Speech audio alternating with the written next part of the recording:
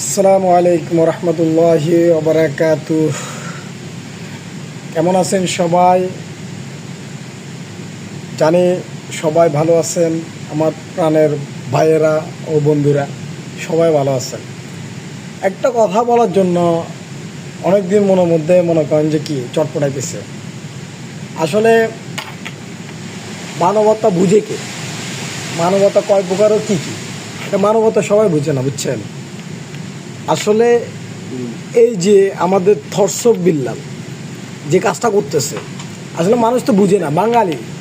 বাঙালি নিজের দেশের সরকারটাই চুজ করতে পারে না, সে আবার কিভাবে একজন কন্টেন্ট ক্রিয়েটর চুজ করবে, একজন মানবতা ফেরিওয়ালা চুজ করবে? যেমন মনে করেন যে কি, সে জুয়েল ভাইকে হিরো করে কথা বলছে, যা মনে করেন যে আমি নিতে পারতেছি না। কারণ জুয়েল ভাইকে আমরা আজ থেকে না, আমি জুয়েল ভাইয়ের ফ্যান বহুত আগের থেকে। জুয়েল ভাইকে অনেক পছন্দ করি, কারণ সে হচ্ছে যে মানবতার ফেরিওয়ালা। মানবতার ফেরিওয়ালার ভিতরে পার্থক্য আছে। এই যেমন মনে করেন যে কি, থরসব বিল্লাল মানবতার ফেরিওয়ালা শাস্তে যায়, এরা কী করছে? একজন কন্টেন্ট ক্রিয়েটার বসে মানবতার ফেরিওয়ালা শাস্তে যায়, একজনকে চকি দিচ্ছে, একজনকে বাস দিচ্ছে, আর জনগণকে দিচ্ছে কি বরাবর কানাওয়ালা বাস। কেন? ওই যে হৃদয় বাংলার গর্জন, এটা কি ভাই? এটা কি বইটা? কি এটা দিয়ে কি শিখে মানুষ? শিক্ষণীয় কিছু আছে? হ্যাঁ, কি বলে? কিছু অপমানের প্রতিশোধ নিতে চাই না জীবনে, সময় দিবে যোগ্য জবাব, এটাই রীতি ভুবনে। আরে ভাই, এগুলো তো আমরাই বানাতে পারি, ছন্দ তো আমরাই বানাতে পারি। ছন্দ বাঙালি আর বিদেশি নেই, ছন্দ সবাই বানাতে পারে। ওর মতন গাদার থেকে ছন্দ শিখে লাগে ভাই।